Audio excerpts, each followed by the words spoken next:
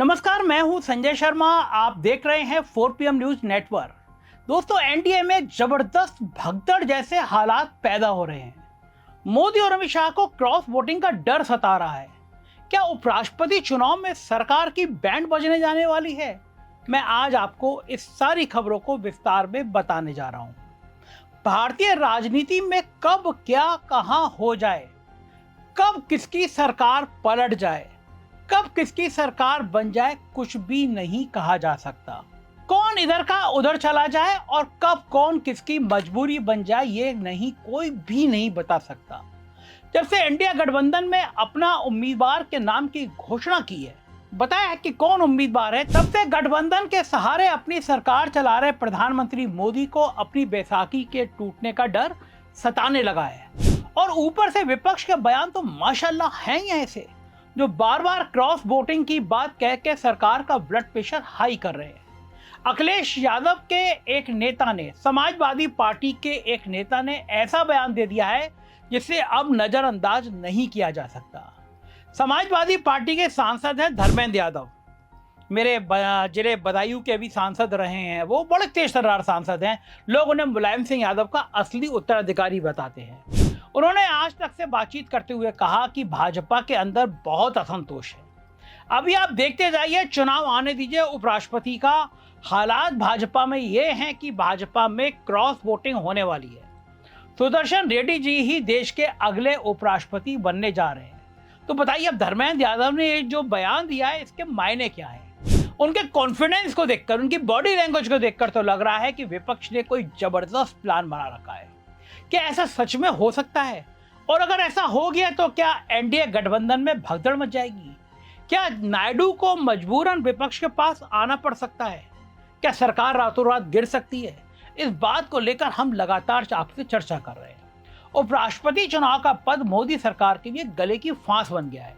पहले धनखड़ साहब का यूं अचानक इस्तीफा देकर गायब हो जाने से मोदी शाह को शक की निगाह से देखा गया, और अब नया उपराष्ट्रपति चुनाव चुनना सरकार के लिए परेशानी का सबब बनता जा रहा है। मोदी ने राष्ट्रीय स्वयंसेवक संघ को मक्खन लगाने के लिए संघ के ही महाराष्ट्र के राज्यपाल सीपी राधाकृष्णन को उपराष्ट्रपति पद का उम्मीदवार घोषित किया। इसको गोदी मीडिया मोदी का मास्टर स्ट्रोक बता रही थी। कहा जा रहा है कि मोदी ने खेल कर दिया साउथ कार्ड में, अब विपक्ष क्या करेगा।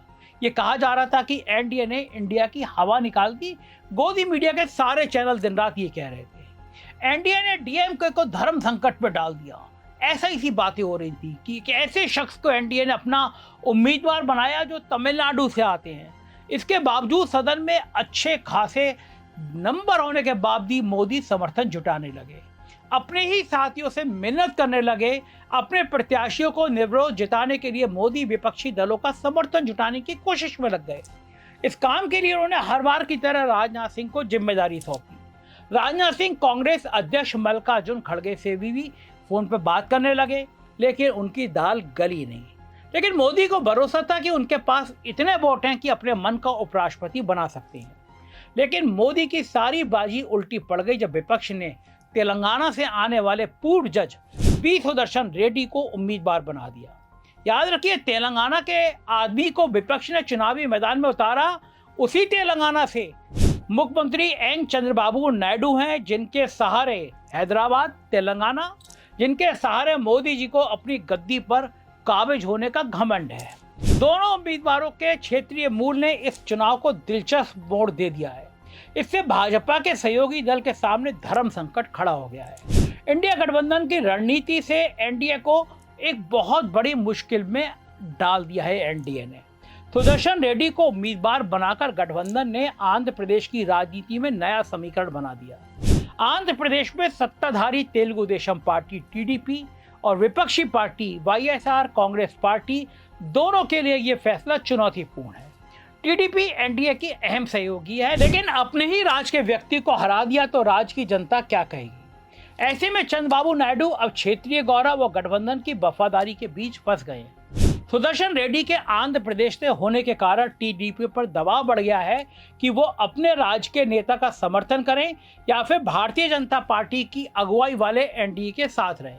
इस बीच एक खबर आपको याद दिला देते हैं जो अभी कुछ दिन पहले आई थी, जिसको तब तो इतना तवज्जो नहीं दिया गया, लेकिन अब सबको उसकी याद आ रही है।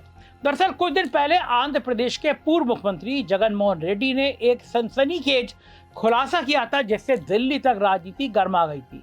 जगमोहन ने दावा किया था कि आंध्र प्रदेश के सीएम और टीडीपी नेता चंद्रबाबू नायडू कांग्रेस और राहुल गांधी के संपर्क में हैं। इससे तेलंगाना के मुख्यमंत्री रेवंत रेड्डी मध्यस्थ की भूमिका अदा कर रहे हैं। जगनमोहन रेड्डी ने कहा कि दोनों नेताओं के बीच रेवंत रेड्डी हॉटलाइन बने हुए हैं। उन्होंने अपने दावे के समर्थन को सही करार देते हुए कहा कि कांग्रेस ने टीडीपी के खिलाफ क्या कभी कोई बयान दिया है। रेड्डी ने कहा कि राहुल गांधी आंध्र प्रदेश में वोट चोरी का मुद्दा क्यों नहीं उठा रहे हैं। याद रखिए, लोकसभा चुनाव के साथ ही आंध्र प्रदेश में विधानसभा के चुनाव भी हुए थे।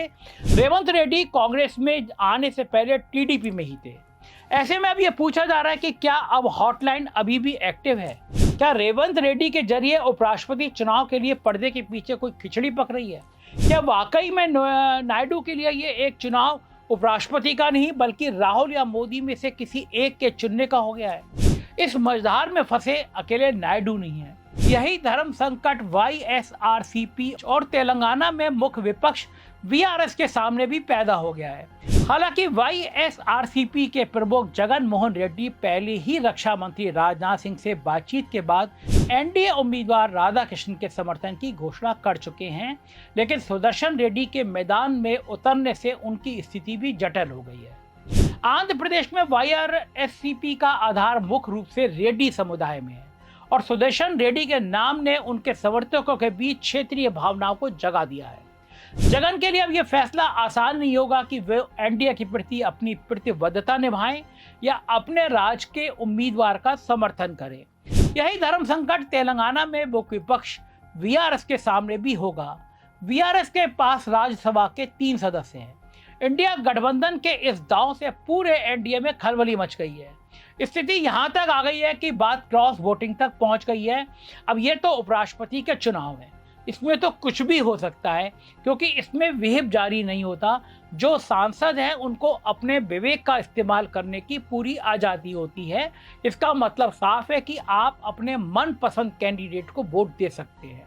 लोकसभा में सांसदों की कुल संख्या 543 है। इसमें से एक वशीरहाट की सीट खाली है।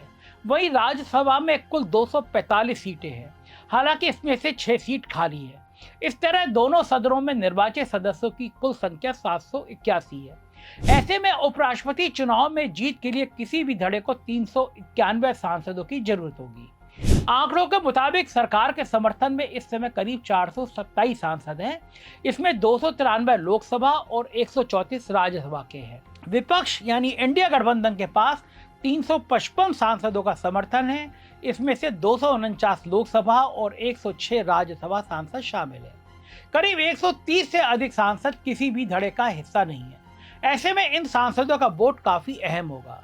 वैसे आंकड़ों में एनडीए गठबंधन के पास स्पष्ट रूप से बहुमत है, लेकिन इस चुनाव में व्हिप प्रभावी नहीं होता, यानी कुछ सांसद क्रॉस वोटिंग करके इंडिया गठबंधन की हारी हुई बाजी को भी जिता सकते हैं। ऐसे में सपा सांसद धर्मेंद्र यादव का ये कहना कि भाजपा के अंदर बहुत असंतोष है, भाजपा में क्रॉस वोटिंग होने वाली है, इसके कई मायने निकलते हैं। 9 सितंबर को होने वाले उपराष्ट्रपति चुनाव को लेकर आप क्या सोचते हैं? मुझे आपकी राय का इंतजार रहेगा। अपनी राय बताइएगा, कमेंट करिएगा, चैनल को सब्सक्राइब और ज्वाइन करिएगा। बहुत बहुत शुक्रिया। Thank you.